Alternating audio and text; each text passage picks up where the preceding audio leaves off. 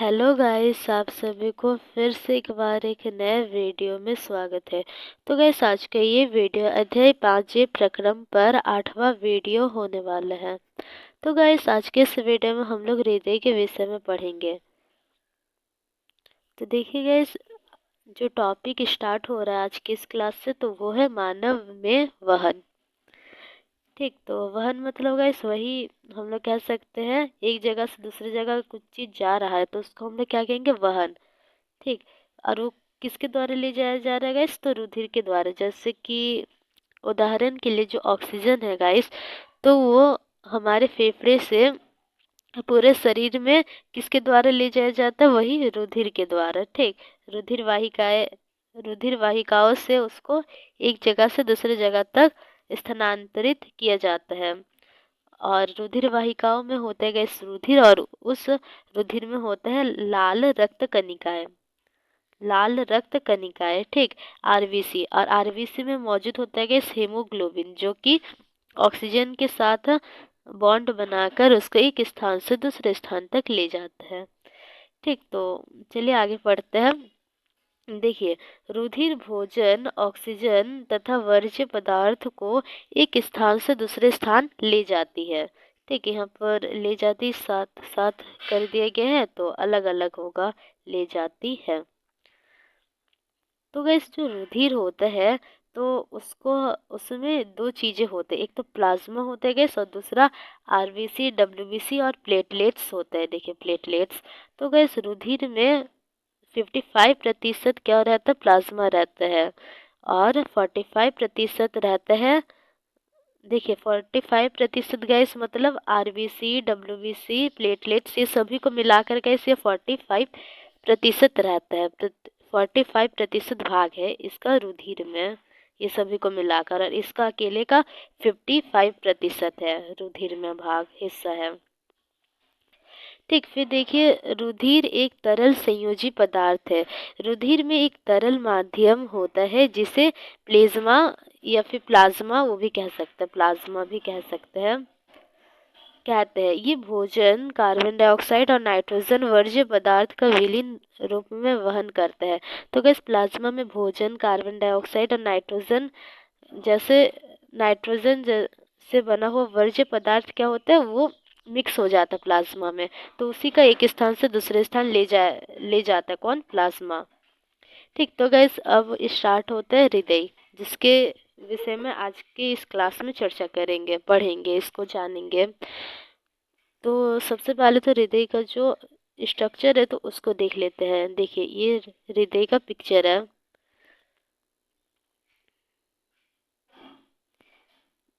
तो गाइस, यहाँ पर देख लीजिए, हृदय का तो कार्य बाद में पढ़ेंगे। तो सबसे पहले गैस हम लोग हृदय के विषय में पढ़ते हैं। तो हृदय का कार्य शरीर के दूसरे हिस्से तक रक्त को पंप करना होता है। तो गैस, ये क्या कहते हैं, रुधिर को शरीर के दूसरे हिस्से तक पंप करता है। ठीक, सभी कोशिकाओं तक बोल सकते हैं, या फिर पूरे हिस्से में शरीर का कौन पंप करता है ब्लड को, तो वो करते हैं हृदय। फिर देखिए, हृदय एक पेशीय अंग है जो हमारी मुट्ठी के आकार का है। तो गैस, हमारा मुट्ठी का आकार जितना बड़ा है उतना ही बड़ा हमारा हृदय होता है, वो यहाँ पर बताया गया है। फिर देखिए, हृदय में कई कोष्ठ है। तो गैस, हृदय में यहाँ पर बोला गया है कई कोष्ठ है। ठीक, पर देखिए असल में क्या होता है हृदय में, अगर हम लोग प्रॉपर वे में बोले तो हृदय में 4 कोष्ठ होते हैं। 4 कोष्ठ, 4 चेम्बर्स होते हैं हृदय में। तो देख लीजिए यहाँ पर गैस चित्र में, यहाँ पर भी देख सकते हैं, वाले चित्र में भी देखिए, ये एक कोष्ठ है, ये एक कोष्ठ है, ये नीचे में एक कोष्ठ है, और ये वाला एक कोष्ठ है। ठीक, तो ऊपर वाला जो कोष्ठ है गैस, इसको हम लोग अलिंद कहते हैं, अलिंद। और नीचे वाला जो कोष्ठ है, दोनों ही, इसको हम लोग नीलय कहते हैं। पर देखिए गाइस, आप लोग एक चीज़ नोटिस कीजिएगा, जो नीचे वाला कोष्ठ है गाइस, तो वो भी एक दूसरे से अलग है। ठीक, तो इस कारण इसको हम लोग क्या कहते हैं, बायां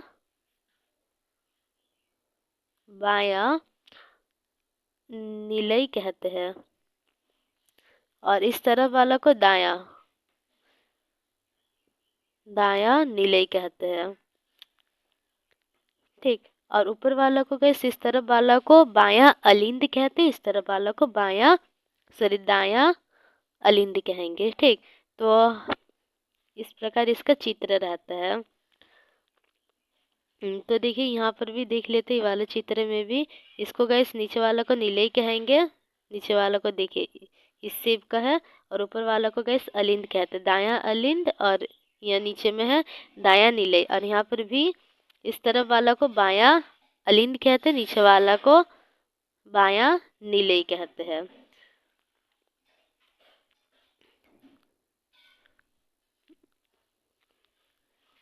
तो इतना दूर तो हो गया गैस।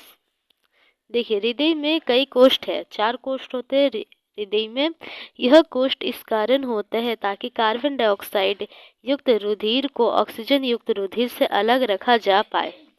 तो गाइस कल का जो क्लास था तो वहाँ पर हम लोग क्या देखे थे, फेफड़ा में कि गाइस जो वायु हम लोग बाहर से ले रहे हैं ऑक्सीजन युक्त वायु, ठीक, तो फेफड़ा में आ रहा है, और गैस फेफड़ा क्या कर रहा है, रुधिर वाहिकाओं से उसको स्थानांतरित कर दे रहे हैं कोशिकाओं तक, शरीर में मौजूद दूसरे कोशिकाओं तक। ठीक, और गैस उन कोशिकाओं से क्या हो रहा था, कार्बन डाइऑक्साइड रुधिर के द्वारा ले लिया जा रहा था, और गैस वो रुधिर फेफड़े में पहुंचा रहा था। तो गैस ये देखे, तो देखिए इस प्रक्रिया में हमें 2 तरह का रक्त हमें देखने को मिलता है, एक तो ऑक्सीजन युक्त और दूसरा गैस कार्बन डाइऑक्साइड युक्त। ठीक, तो गैस ये दोनों ही रक्त को एक दूसरे से अलग रखने के लिए हृदय में कई तरह के कोष्ठ होते हैं। और हम लोग अभी पढ़े कि हृदय में 4 कोष्ठ है, तो इसी कारण गैस हृदय में 4 कोष्ठ पाए जाते हैं ताकि जो रक्त है तो वो अलग अलग रह सके, क्योंकि कार्बन डाइऑक्साइड वाला रक्त अगर ऑक्सीजन वाला रक्त में मिक्स हो जाएगा तो फिर से वही काम फिर से रिवर्स हो जाएगा कि ऑक्सीजन को कार्बन डाइऑक्साइड से अलग करो, तो ये सब झंझट रहता है। तो इसी कारण गैस जो हृदय है तो उसमें 4 कोष्ठ मौजूद रहते हैं ताकि कार्बन डाइऑक्साइड वाला रक्त अलग रह पाए और ऑक्सीजन युक्त रुधिर अलग रह पाए। ठीक, और गैस जो ऑक्सीजन युक्त रुधिर है तो इसको पूरे शरीर में पहुंचाना रहता है, और गैस जो कार्बन डाइऑक्साइड युक्त रुधिर रहता है तो उससे गैस क्या किया जाता है, कार्बन डाइऑक्साइड निकाल दिया जाता है, और ये काम गैस फेफड़ा में होता है, फुफ्फुस में होता है। तो फिर देखिए गैस हमारे हृदय में 4 कोष्ठ होते हैं। हृदय के ऊपर के 2 कोष्ठ को अलिंद कहते हैं, और गैस हृदय के नीचे के 2 कोष्ठों को निलय कहते हैं। तो ऊपर के कोष्ठ को अलिंद कहते हैं और नीचे का निलय। ठीक, तो अलिंद को दायां अलिंद और बायां अलिंद में दोनों के बीच स्थित एक भित्ति बांटती है। तो कैसे जो अलिंद होता है तो देखिए ये अलिंद मान लेते, और ये दोनों के बीच, इस अलिंद के बीचों बीच एक भित्ति है। ठीक है, मान रहे, तो यहाँ पर गैस ये वाला हो जाएगा दायां अलिंद और ये वाला हो जाएगा बायां अलिंद। फिर देखिए उसी प्रकार निलय को भी एक भित्ति दायां निलय और बायां निलय में बांटती है। ठीक, तो इसी प्रकार गैस जो अलिंद और निलय से 4 कोष्ठ बन जाता है।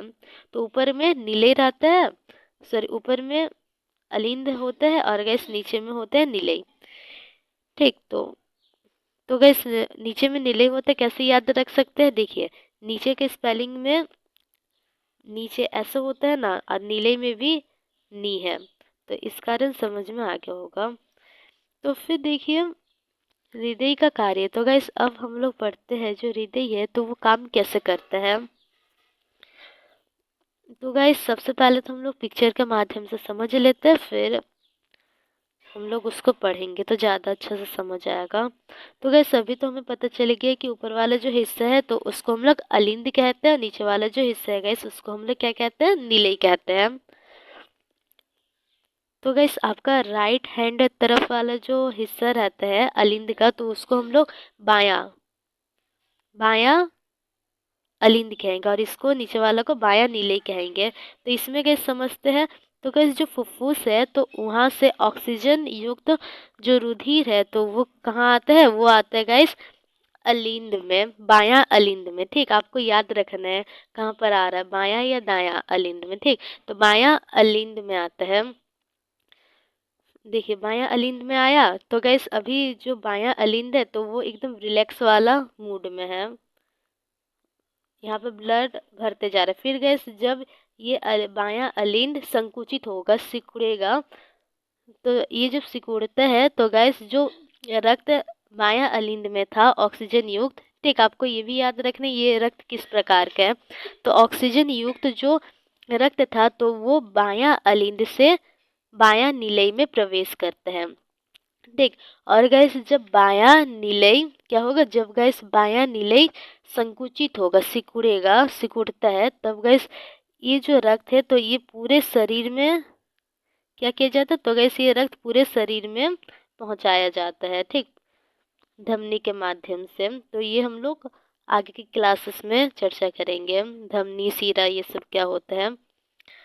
तो इतना दूर तो गैस समझ में आ गया होगा। तो गैस पूरे शरीर में किसके द्वारा रक्त पहुंचाया जा रहा है, तो गैस वो बायां नीले के द्वारा पूरे शरीर में रक्त पहुंचाया जा रहा है, ठीक। गैस इतना दूर हो गया।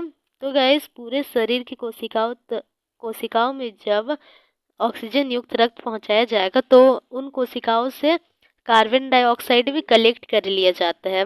तो वो कार्बन डाइऑक्साइड कौन कलेक्ट करता है, सीरा करता है, ठीक। तो कार्बन डाइऑक्साइड वो इकट्ठा करते रहते हैं। तो गाइस ये कार्बन डाइऑक्साइड रुधिर के साथ मिला हुआ रहता है, और गाइस कार्बन डाइऑक्साइड युक्त रुधिर क्या होगा गाइस, कार्बन डाइऑक्साइड युक्त रुधिर सीरा से होता हुआ कहाँ जाएगा, दायां अलिंद में जाता है। कहाँ जाता है गाइस, दायां अलिंद में। फिर गाइस जब दायां अलिंद रिलैक्स कर रहा होता है तो वो दायां अलिंद में रहेगा रक्त, और जब ये सिकुड़ता है तो गाइस ये रक्त दायां नीले में चल जाएगा, दायां नीले में चल जाएगा। और गैस दायां नीले से होता हुआ ये जो रक्त है तो वो फुफ्फुस में जाएगा। और गैस ये जो रक्त आया है दायां अलिंद में, और अलिंद से नीले में आया है दायां नीले में, तो गैस ये रक्त भी ऑक्सीजनित रहता है, मतलब उसमें ऑक्सीजन नहीं रहता है, काफ़ी सारा को दूसरे गैसेस मौजूद रहता है, कार्बन डाइऑक्साइड जैसे, ठीक। तो गैस ये जो रक्त है तो ये ऑक्सीजनीकरण हेतु कहाँ जाएगा, फुफ्फुस में जाता है।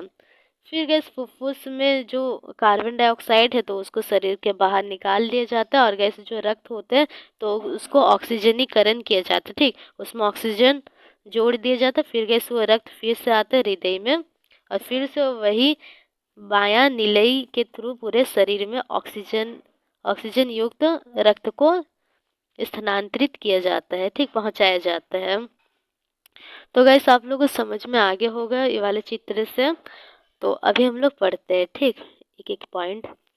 तो देखिए ऑक्सीजन प्रचुर रुधिर फुफ्फुस से हृदय में बाईं ओर स्थित कोष्ठ बायां अलिंद में लाया जाता है। तो गैस फुफ्फुस से जो ऑक्सीजन युक्त रुधिर है तो वो कहाँ आता है, बायां अलिंद में आता है। फिर इस रुधिर को एकत्रित करते समय बायां अलिंद शिथिल रहता है। तो गैस जब ये रुधिर बायां अलिंद में समा रहा होता है तो गैस जो बायां अलिंद है तो वो एकदम रिलैक्स रहता है, ठीक, आराम से जितना भी रक्त है तो वो समा रहा है, फैला हुआ रहता है, ऐसे भी कह सकते हैं। तो गैस फिर देखिए जब अगला कोष्ठ बायां नीले, तो गैस बायां अलिंद के नीचे क्या है, बायां नीले है। तो गैस जब बायां नीले रिलैक्स होता है और बायां अलिंद सिकुड़ता है तो उस स्थिति में क्या होगा, जो बायां अलिंद में रक्त था तो वो आ जाएगा बायां नीले में, ठीक।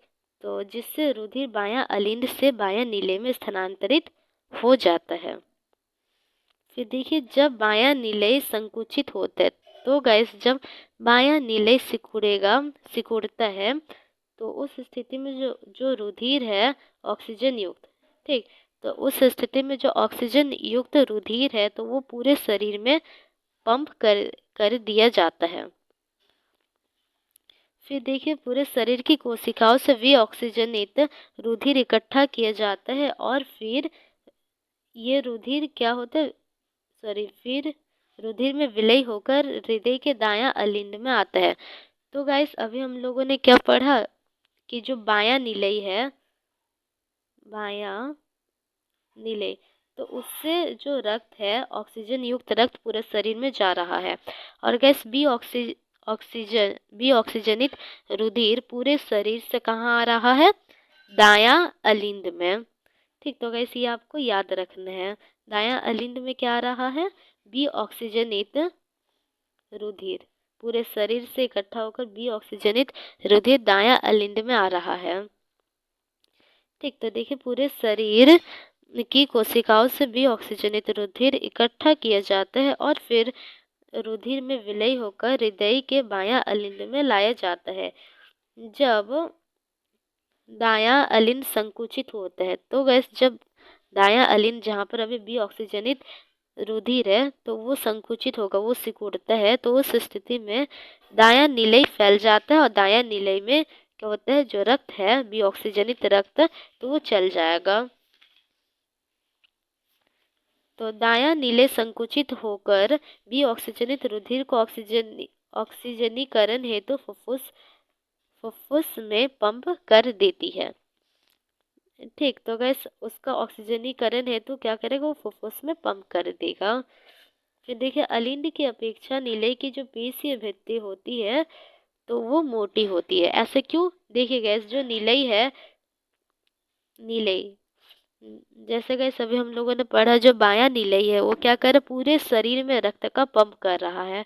तो गैस जब ये पूरे शरीर में रक्त का पंप कर रहा होगा, ठीक, उसमें प्रेशर भी अधिक लगेगा, तो इसलिए गैस जो नीले का पेशीय भित्ति होता है, जो इसका वॉल रहता है या फिर बोल सकते हैं इसका जो दीवार है, तो वो काफ़ी ज़्यादा मोटा होता है अलिंद की अपेक्षा। तो देखिए यहाँ पर भी गैस साफ साफ दिख रहा है, इसका जो वॉल है गैस ये वाला लाल कलर का, तो ये काफ़ी ज़्यादा मोटा है।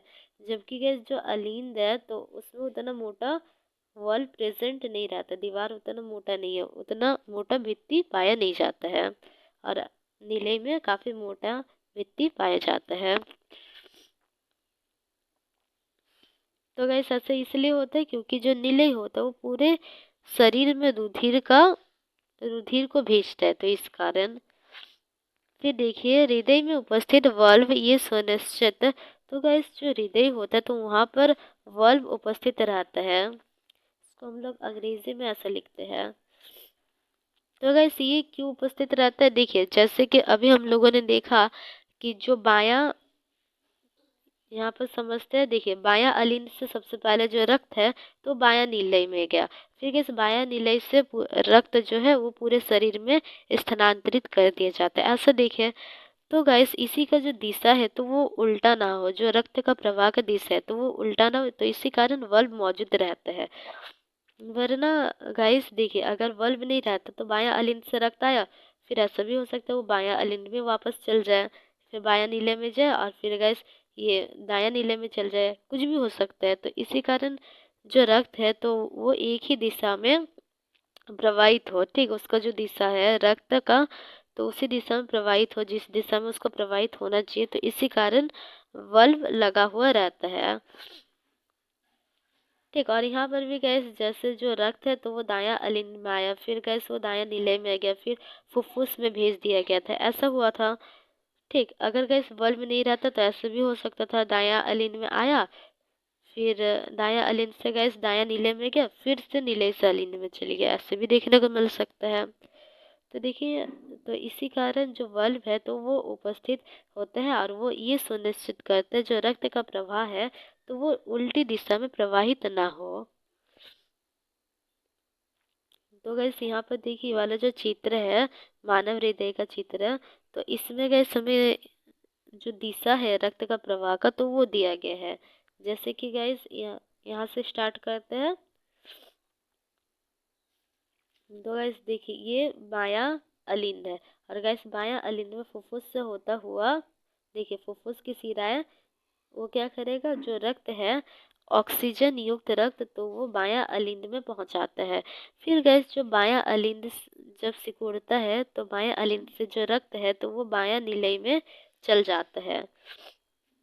देखिए बायां नीले लिखा है, फिर गाइस जब बायां नीलई सिकुड़ता है तो गाइस वो रक्त क्या होगा, देखिए यहाँ पर बायां नीलई है और यहाँ से होता वो जो रक्त है तो वो महाधमनी में प्रवेश करता, महाधमनी से होता वो पूरे शरीर में पहुंचा दिया जाता है रक्त को। ठीक, और फिर देखिए इस तरफ जो शरीर से भी ऑक्सीजनित रक्त है तो उसको दायां अलिंद में लाया जाता है। इस प्रकार यहाँ पर एरो का निशान है। फिर गैस दायां अलिंद से जो रक्त है तो वो दायां नीलई में जाता है। फिर गैस जो दायां नीलई से रक्त है तो वो कहाँ जाएगा, तो वो गैस फुफ्फुस में जाता है। तो देखिए यहाँ पर इस प्रकार इसका जो एरो है तो वो दिखाया गया है किस प्रकार ये गति कर रहा है रक्त, किस प्रकार ये प्रवाहित हो रहा है, किस दिशा में। तो देखिए दायां नीले से ये रक्त गया फुफ्फुस की महाधमनिया में और गैस फुफ्फुस का जो महाधमनी है तो वो पहुंचा देगा रक्त को फुफ्फुस में। तो ऐसा होता है गाइस। और गैस फुफ्फुस में फिर जो ऑक्सीजनीकरण है तो उसका कार्य होगा, कार्बन डाइऑक्साइड को बाहर निकाला जाएगा। फिर से गैस हमें ऑक्सीजन युक्त जो रक्त है तो वो मिल जाता है। ठीक, तो गैस यहाँ पर रक्त का जो प्रवाह का दिशा है तो वो पूरा दिखाया गया है इस चित्र में। और यहाँ पर देखिए गैस ये वाला जो चित्र है तो यहाँ पर देखिए यहाँ पर फुफ्फुस था तो फुफ्फुस से जो रक्त आया तो वो आया गैस बायां अलिंद में। फिर बायां अलिंद से जो रक्त आया तो वो आया बायां नीलई में। फिर बायां नीलई से होता हुआ जो रक्त है तो वो पूरे शरीर में स्थानांतरित किया जा रहा है।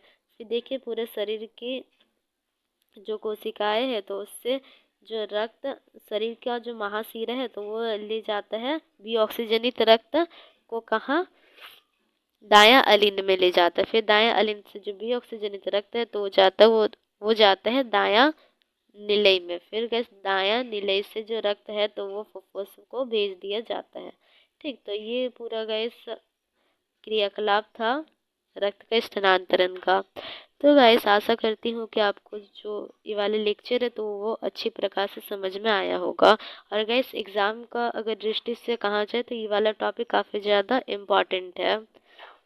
तो अगर आपको ये वीडियो अच्छा लगा तो इस वीडियो को लाइक कर दीजिएगा और अपने दोस्तों के साथ शेयर भी कर दीजिएगा। और गाइस अगर कुछ भी डाउट हो तो वो आप लोग कमेंट में पूछ सकते हैं।